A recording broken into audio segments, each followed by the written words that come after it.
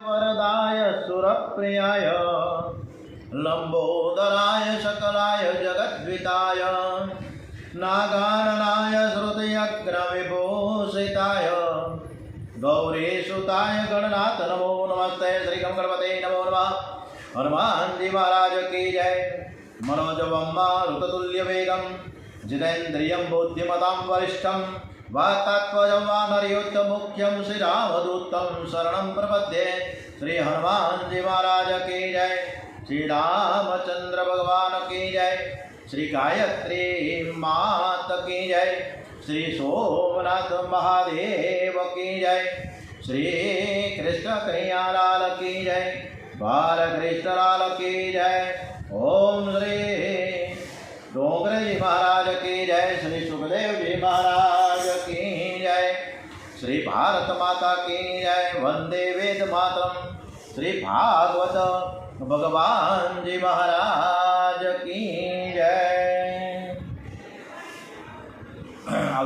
गई काले આપણે વસુદેવજી અને દેવકીને લગ્ન થઈ ગયા એટલે સારથી બનીને કંસ નીકળે છે રથમાં એમના ઘરે પહોંચાડવા માટે। રસ્તામાં આકાશવાણી થઈ છે કે તારો આઠમો દેવકીનો આઠમો પુત્ર તને મારશે। ત્યારે કંસથી રહેવાનું નહીં કે હું દેવકીને જ મારી નાખું। વસુદેવ એને સમજાવવા માટે ઘણો પ્રયત્ન કરે છે કે તમારું જ્ઞાન તમારી પાસે રાખો। કંસ કહે છે ઘણું સમજાવ્યું પણ કંસ માનતો નથી કે હું બધું જ જાણું છું, તમારું જ્ઞાન તમારી પાસે રહેવા દો, મને શીખવાડવાની જરૂર નથી અને હું પાછો તમારો કોઈ ચેલો નથી। અને વસુદેવ કહે છે કે આ દેવકીથી તમારું કોઈ મરણ તો નથી ને? કંસ જવાબ આપે છે કે ના, દેવકીથી મારું મરણ નથી, પણ તેના આઠમા ગર્ભથી મારું મરણ છે। તેથી વસુદેવ કહે તો હું તમને વચન આપું છું કે દેવકીને ત્યાં જેટલા બાળકો થશે તે બધા જ હું તમને આપીશ। તું દેવકીને મારીશ તો જગતમાં તારી અપકીર્તિ થશે અને જેની અપકીર્તિ થાય છે તે જીવતે છતાં મરેલો છે। કંસને વસુદેવની આ દરખાસ્ત ગમી ગઈ। વિચાર કર્યો કે હું સ્ત્રી હત્યાના બહેન અને બહેનની હત્યાનો આ પાપમાંથી બચી જઈશ। વસુદેવજી કંસને વચન આપીને દેવકીને કંસના ત્રાસમાંથી છોડાવીને ઘેર લાવ્યા છે। વસુદેવ શુદ્ધ સત્વ ગુણોનું સ્વરૂપ છે અને દેવકી નિષ્કામ બુદ્ધિ છે। આ બેનું મિલન થાય એટલે ભગવાનનો જન્મ થાય છે। થોડા સમય બાદ દેવકીને ગર્ભ રહ્યો છે। પ્રથમ બાળકનો જન્મ થયો। વસુદેવને પોતાનું વચન યાદ આવે છે। વસુદેવની અંદર ગયા તેણે બાળકને ઉઠાવ્યો। દેવકીજી રડવા લાગ્યા છે, મારો ભાઈ તો કાળના જેવો છે, બાળકને મારી નાખશે। વસુદેવજી કહે મેં વચન આપ્યું છે, મારે પાપ કરવું નથી। વસુદેવજીને પાપની બહુ બીક લાગતી હતી। એ પાપની બીક રાખે છે, એ પવિત્ર જીવન ગાળે છે અને તેના ઘેર જ પરમાત્મા પધારે છે। વસુદેવજી બાળકને લઈને કંસના દરબારમાં આવ્યા છે। એને બાળકને કંસની આગળ મૂક્યો। બાળકને જોઈ કંસનું હૃદય પીગળ્યું। વસુદેવને ઘેર બાળક જન્મ તેવું જાણતો નહોતો। ધન્ય છે વસુદેવજીને કે તેણે આપેલું વચન સત્ય કરવા માટે આ બાળકને તે અહીં લાવ્યો છે। વસુદેવજીના સત્સંગથી કંસની બુદ્ધિ સુધરી, પણ મારે પાપ નથી કરવું। આ બાળકને મારવાથી મને કોઈ લાભ નથી, મારું મરણ તો આઠમા બાળકથી છે। આ તો પહેલો છે એટલે આ બાળકને હું નહીં મારું। કંસે વસુદેવજીને કહ્યું કે આ બાળકને તમે ઘરે લઈ જાઓ, 7 બાળકોને તમારે ઘેર રાખજો, આઠમો બાળક મારો કાળ છે, એ મને સુપ્રત કરજો। વસુદેવ બાળકને લઈને પોતાને ઘેર આવ્યા છે। દેવકીને બહુ જ આનંદ થયો કે 7 છોકરાઓ જીવશે એવું લાગે છે। આ બાજુ નારદજીને ચિંતા થઈ છે કે કંસની બુદ્ધિ સુધરશે તો જલ્દીથી મરશે નહીં, આ વધારે વધારે પાપ કરે તો જ જલ્દીથી મરે અને તો જલ્દીથી ભગવાનનું પ્રાગટ્ય થાય। ભગવાન કોઈને મારતો નથી, મનુષ્યને મારે છે એનું પાપ। હંમેશા 2 વસ્તુઓની બીક રાખજો, પાપની અને એક ઈશ્વરની। નારદજી જ્યાં જાય ત્યાં કલહ જગાડે છે, પણ નારદજીના કલહમાં પણ જગતનું કલ્યાણ છે। નારાયણ નારાયણ નારાયણ કરતાં કરતાં નારદજી કંસ રાજાને ત્યાં આવ્યા। કંસ રાજાએ નારદજીનું સ્વાગત કર્યું। મહારાજ તમે ક્યાં જઈ રહ્યા છો? નારદજી કહે હું તો સ્વર્ગમાં ગયેલો, ત્યાં દેવોની એક ખાનગી સભા યોજાઈ હતી। આ બધી જ ખાનગી વાતો હું તને કરું એ યોગ્ય નથી, છતાં તું મારો ખાસ માણસ છે તેથી તને કહેવા આવ્યો છું। બધા દેવો તારી પાછળ પડ્યા છે, તને મારવાનો પ્રયત્ન કરે છે। તું તો ભોળો છે, તો તદ્દન ભોળો છે. તને તો શત્રુની પણ દયા આવે. શત્રુને કોઈ સાધારણ સમજવાનું નહીં. વ્રજમાં નંદ વગેરે જે ગોવાળિયા છે અને તેની પત્નીઓ છે તે બધા જ દેવી દેવતાઓ છે. વળી વસુદેવ અને તેના સંબંધી મિત્રો એ બધા પણ દેવો છે અને છુપી રીતે આવેલા છે. માટે તારે તેમની વાતોમાં ફસાવને દેવોની ભાષા ગુઢાર્થથી ભરેલી હોય છે. દેવકીનો 8મો પુત્ર પહેલેથી ગણાય અને છેલ્લેથી પણ ગણાય. ખરો 8મો ગમે તે થઈ શકે છે. તે ગણતરી કરનારની ઈચ્છા ઉપર આધાર રાખે છે. તે બાળકને પાછો આપીને મોટી ભૂલ કરી છે. કંસ નારદજીને પૂછે છે કે મહારાજ ત્યારે મારે એક બાળકને હું મારી નાખું? નારદજી બોલવામાં ચતુર હતા. એ કહે છે કે હું તને એવું તો નથી કહેતો. હું ફક્ત તને સાવધાન કરવા આવ્યો છું. હવે તને યોગ્ય લાગે તો તું કર. આટલું કહી નારદજી નારાયણ નારાયણ નારાયણ કરતાં કરતાં ચાલતા થયા. કંસ વિચારમાં પડ્યો. સંત કોઈ દિવસ એવું ન કહે કે તું બાળકને માર, પણ એનો કહેવાનો ભાવ તો એ જ હતો ને. કંસે વસુદેવ દેવકીને બોલાવ્યા છે. માતા પિતાના દેખતા જ કંસે બાળકની હત્યા કરી નાખી. વસુદેવ દેવકીને કારાગૃહમાં રાખ્યા. તેમની સંપત્તિનો અને સંતતિનો નાશ કર્યો. વિના અપરાધે વસુદેવ દેવકીને હાથ પગમાં બેડી આવી. છતાં તેને મનને મનાવી લીધું કે પ્રભુને ઠીક લાગ્યું તેમ કરી. ભગવત કૃપા થઈ કે ભગવત સ્મરણ કરવા માટે એકાંત મેળવ્યું. અતિ દુઃખમાં પણ પ્રભુ કૃપા જ સમજવી. સંસારમાં જે જાગે છે તેને ભગવાન મળે છે. જાગત હે સો પાવત હે, જો સોત હે સો ખોવત હે. કબીરદાસજી પણ કહ્યું છે કે સુખિયા સબ સંસાર હે, સુખિયા સબ સંસાર હે, ખાવે અરુ સોવે. દુખિયા દાસ કબીર હે, જાગે અરુ રોવે. કબીર તેના માટે જાયગા અને રડ્યા એટલે ભગવાન તેને મળ્યા છે. મીરાબાઈ તેમને માટે જાયગા અને રડ્યા એટલે ભગવાન તેને મળ્યા છે. કંસે પોતાના પિતા ઉગ્રસેનને પણ કેદ કર્યા અને પોતે સુરસેન દેશનું રાજ્ય કરવા લાગ્યો છે. કંસ મગધના રાજા જરાસંઘની પુત્રીને પરણ્યો હતો એટલે બળવાન બનીને તેને અનેક અસુર રાક્ષસોનો આશ્રય આપ્યો. યાદવોનો એ દુશ્મન બહેનોને એન કેન પ્રકારે તેનો નાશ કરવા લાગ્યો છે. દુઃખને સુખ સમજીને જે ભક્તિ કરે છે, જે સુખ દુઃખથી પર થાય તેને આનંદ મળે છે. શ્રી કૃષ્ણ આનંદમય છે.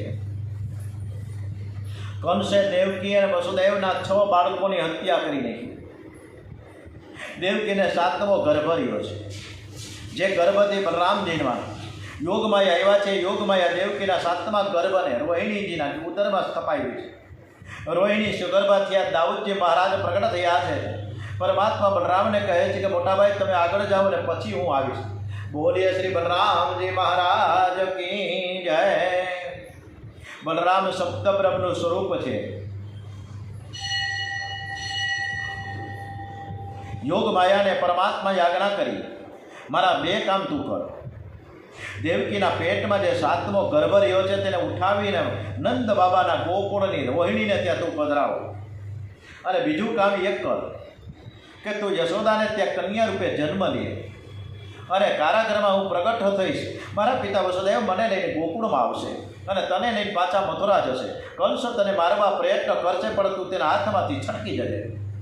જગતમાં તારી અનેક રૂપે પૂજા થશે. રોહિણીજીએ બલરામજીને જન્મ આપ્યો છે. બલરામે નિશ્ચય કર્યો કે શ્રી કૃષ્ણ પ્રગટ થશે, શ્રી કૃષ્ણના દર્શન થશે, શ્રી કૃષ્ણને આંખમાંથી અંદર ઉતારીશ. જશોદામાં પરમાત્માનું સ્વરૂપ હૃદયમાં સ્થિર કરીશ, પછી જ જગતને નજર આપીશ. આંખ ગમે તેને આપશો નહીં, જેને આંખ આપો તેનું મન આપવું જ પડશે. જશોદાજીને ચિંતા થશે આ બાળકને કોઈની નજર લાગી રહે. આંખ ઉગાડતો નથી. એમણે સાંડિલ્ય ઋષિના પત્ની પૂર્ણમાસીને બોલાવ્યા. તમે બાળકની નજર ઉતારો. એ આંખ ઉગાડતો નથી. પૂર્ણમાસી આવીને બાળકને જોઈને કહે છે, હે માં, આ બાળક તો આંખ બંધ કરીને કોઈકનું ધ્યાન કરે છે. આ બાળકના પગલાં બહુ સુકન્યાળ છે. મને એવું દેખાય છે કે થોડા દિવસોમાં તારે ઘેર પણ દીકરો થાય. યશોદાજી કહે કે આજ સુધી ઘણા પ્રયત્નો કર્યા પણ કંઈ સારાવાના થતા નથી. હવે તો હું 55 વર્ષની છું. હવે દીકરો શું થાય મેં તેવું માની લીધું છે કે ગામમાં જેટલા બાળકો છે તે બધા જ બાળકો મારા છે. હવે દીકરો થાય એવી મને કોઈ આશા અપેક્ષાઓ જાગતી જ નથી. યશોદા એટલે બીજાને જે યશ આપે તે અને પોતે ન લે. યશોદા સર્વને રાજી કરે છે. સર્વને યશ આપો અને અપયશ તમારે માથે રાખો તો પરમાત્મા પ્રસન્ન થશે. બગડે તે મારા પાપથી અને સુધરે તે તમારા આશીર્વાદથી. આમ બીજાને યશ આપો તે ભગવાનને બહુ જ ગમે છે. નંદ એટલે સર્વને આનંદ આપે તે. વાણી વર્તન અને સદાચારથી જે સર્વને આનંદ આપે તેને ત્યાં પરમાત્માની પધરામણી થાય છે. નંદ બાબા સર્વને આનંદ આપતા, તેથી આખું ગામ નંદ યશોદાને આશીર્વાદ આપે છે. વ્રજવાસીઓના કુલગુરુ છે શાંડિલ્ય ઋષિ. બધા ગોવાળો કુલગુરુ શાંડિલ્ય ઋષિને પાસે આવ્યા છે.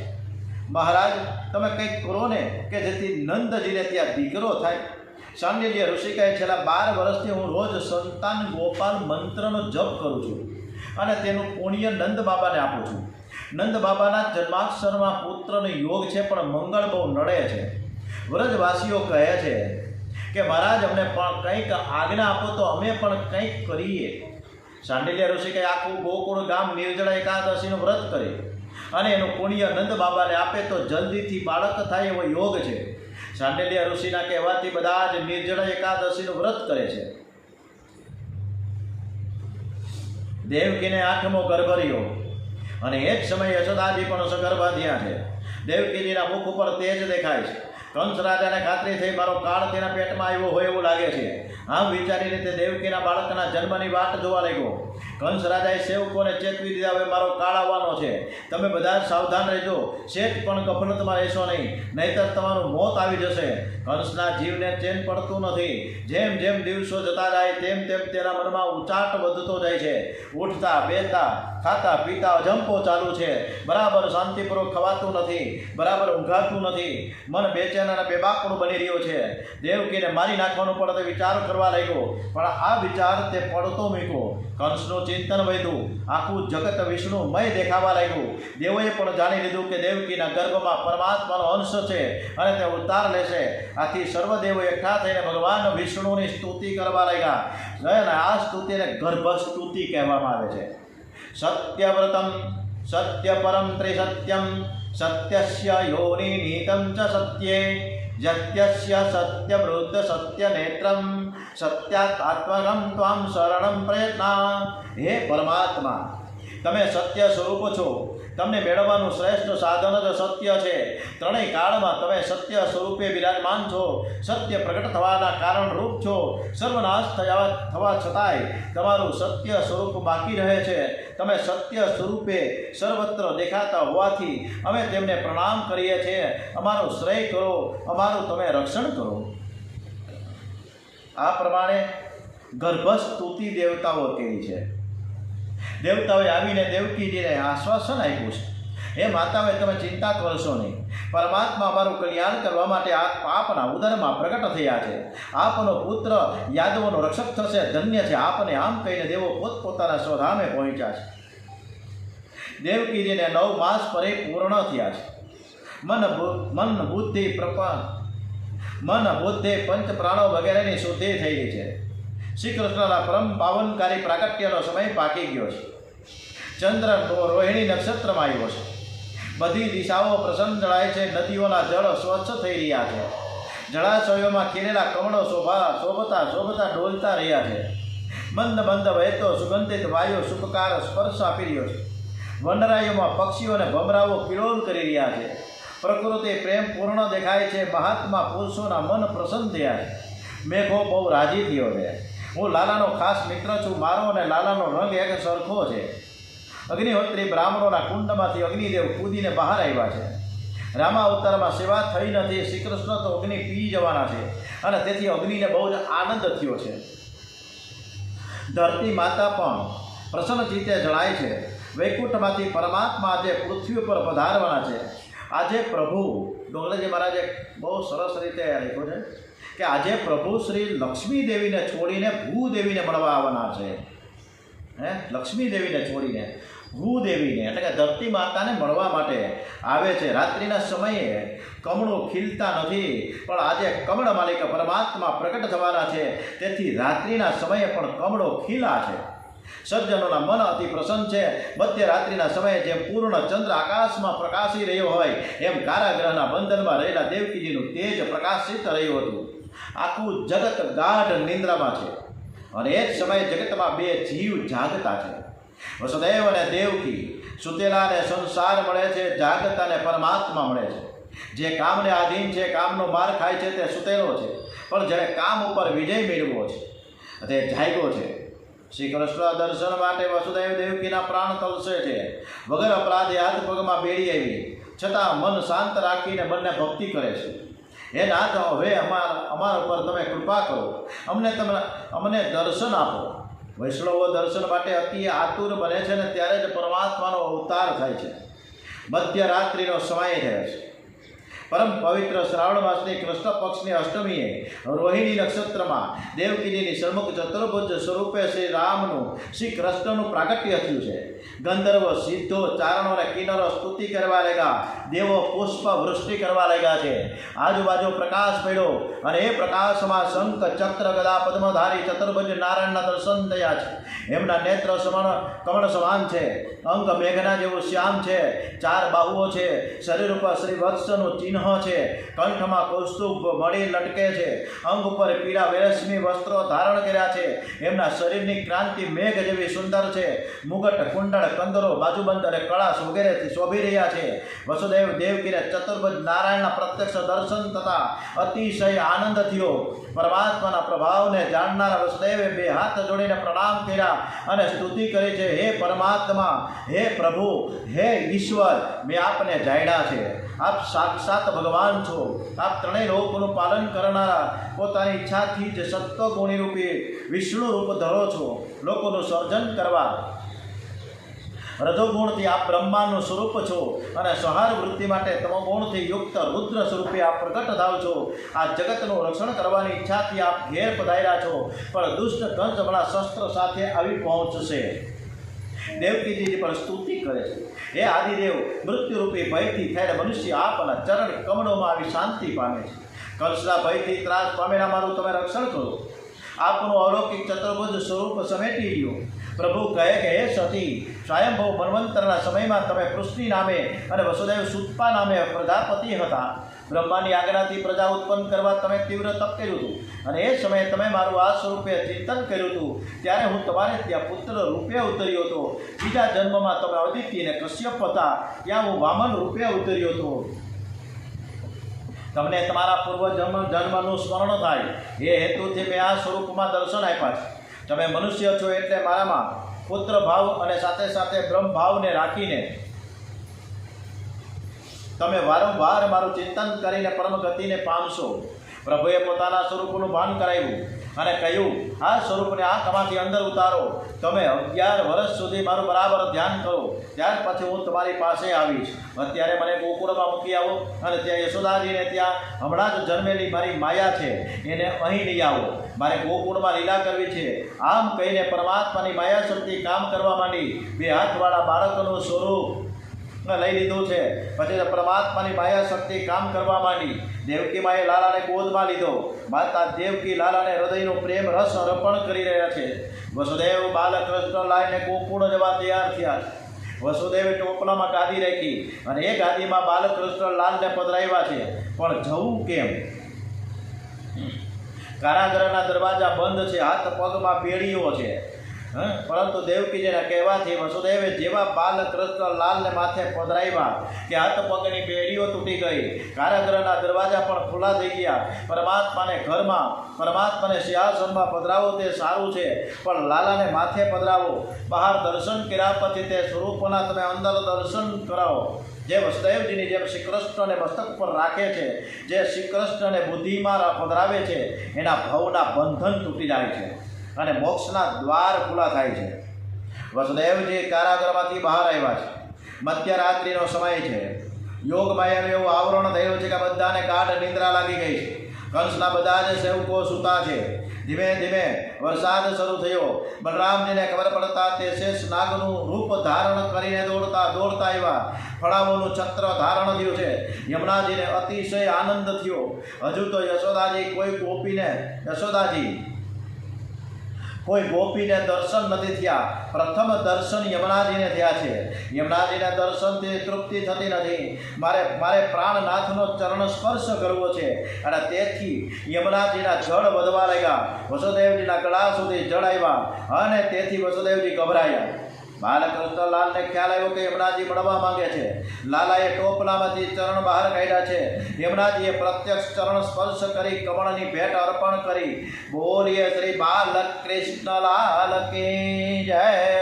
પરમાત્માનો જય જયકાર થયો. આકાશમાં દેવો ઋષિઓ આ બધું જ નિહાળી રહ્યા છે. યમુનાજીના ચરણમાં વારંવાર વંદન કરે છે. અતિ આનંદમાં યમુનાજી સ્તબ્ધ થયા છે. ધીરે ધીરે જળ ઓછું થયું.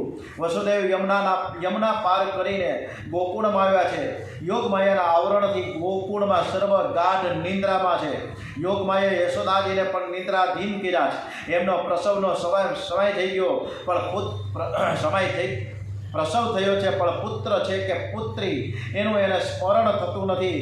વસુદેવજી અંદર જઈ બાલકૃષ્ણલાલને યશોદાજી પાસે મૂકી દીધા અને પથારીમાંથી યોગ માયાને ટોપલામાં રાખ્યા. વસુદેવજી લાલાને પ્રેમથી વારંવાર નિહાળે છે. હવે 11 વર્ષ પછી મને મળશે. મારું પાપ કેવું છે. પરમાત્મા હું બીજાને આપું છું. માયાને હું ઘેર લઈ આવું છું. ગમે કે ન ગમે પણ ઈશ્વરની આજ્ઞાનું મારે પાલન કરવું જોઈએ. તો જ જીવનું આ કલ્યાણ છે. ટોપલામાં રાખી વસુદેવજી ઝડપથી મથુરા પાછા ફર્યા. કારાગૃહમાં જ્યાં પ્રવેશ કરે છે કે ખુલ્લા દરવાજા બંધ થયા. યોગમાયા અંદર આવે છે ત્યારે દરવાજા બંધ થાય છે. વસુદેવજીના હાથ પગમાં બેડી આવી છે. કારાગૃહમાં યોગમાયા રડવા લાગી છે. કંસના સેવકો જાગ્યા. એને રડવાનો અવાજ સાંભળ્યો કે તરત જ દોડતા જોઈને કંસ રાજાને ખબર આપ્યા. કંસ રાજા દોડતા આવ્યા. ક્યાં છે મારો કાળ? એને મને આપો. દેવકી ગભરાઈ ગયા. કંસ રાજાને કહેવું કે તે મારા અનેક બાળકોની હિંસા કરી છે. આ તો કન્યા છે, દીકરી છે. કન્યાને તું મારીશ નહીં. તને કન્યાદાનનું પુણ્ય મળશે. કંસ માનતો નથી.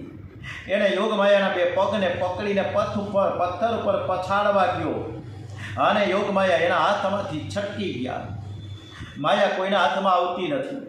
આદિમાયાએ કંસના માથા ઉપર જોરથી લાત મારી અને આકાશમાં ઉડ્યા છે. બોલીએ શ્રી અષ્ટભુજા ભદ્રકાળી માત કી જય. ભદ્રકાળીમાં અંતરિક્ષમાં પ્રકટ થયા છે અને કંસને કહે છે કે હે મૂર્ખ, તને મારનાર કાળનો જન્મ થઈ ગયો છે. યોગમાયાનું કથન સાંભળી કંસ ગભરાયો. વિચાર કરવા લાગ્યો કે આકાશવાળીએ મને કહ્યું હતું કે દેવકીનો 8મો ગર્ભ મારો કાળ છે. આ જમાનો બદલાઈ ગયો કેટલે શું? આકાશવાળી પર જૂઠું બોલી રહી છે. કંસે વસુદેવ અને દેવકીને બંધન મુક્ત કર્યા છે અને કારાગૃહમાંથી મુક્ત કર્યા. કંસને ખૂબ જ પશ્ચાતાપ થયો. એણે દેવકીને વસુદેવ સમક્ષ પોતાના અપરાધની ક્ષમા માંગતા કહ્યું કે મેં તમારા બાળકો માર્યા નથી, પણ મારા જ બાળકોને મેં માર્યા છે. હું ક્ષમા માંગુ છું. આકાશવાળીએ મને ખોટું કહ્યું હતું. તમારા બાળકોનું આયુષ્ય બહુ ઓછું હશે, તેથી મારી બુદ્ધિ બગડી હશે. દેવકીએ પશ્ચાતાપ કરનાર ભાઈ કંસને તેના અપરાધની ક્ષમા આપી છે. કંસ વસુદેવને દેવકીના કારાગૃહમાંથી મુક્ત કરીને ઘેર ગયો છે. ઓમ શ્રી કૃષ્ણ કનૈયાલાલ કી જય. શ્રી બાલકૃષ્ણલાલ કી જય. ઓમ નમો ભગવતે વાસુદેવાય. શ્રી કમકલ્પતે નમો નમઃ. શ્રી હનુમાનજી મહારાજ કી જય. જય હનુમાન જ્ઞાન ગુણ સાગર. જય કપીશ દેવ લોક ઉજાગર. રામદૂત અતુલિત બલધામ. અંજની પુત્ર પવન સુત નામ. મહાવીર વિક્રમ બજરંગે. કુમતિ નિવાર સુમતકે રંગે. કંઠન વરડ વિરાજ સુવેશા. કાનન કુંડળ કુંચત કેશા. હાથ વ્રજ ઓર ધ્વજા બિરાજે. કાંતે મૂજને ભૂષાજે. શંકર સુવન કેસરી નંદન તેજ પ્રતાપ. વિદ્યાવાન ગુણી અતિ ચાતુર. રામ કાજ કરીબે કો આતુર. પ્રભુ ચરિત્ર સુનિબે કો રસિયા. રામ લખન સીતા મન બસિયા. કૃષ્ણ કનૈયાલાલ કી જય. શ્રી ગોંગળેજી મહારાજ કી જય. શ્રી દ્વારિકાધીશ કી જય. ઓમ નમઃ પાર્વતી પતે. હર હર હર હર હર મહાદેવ. હર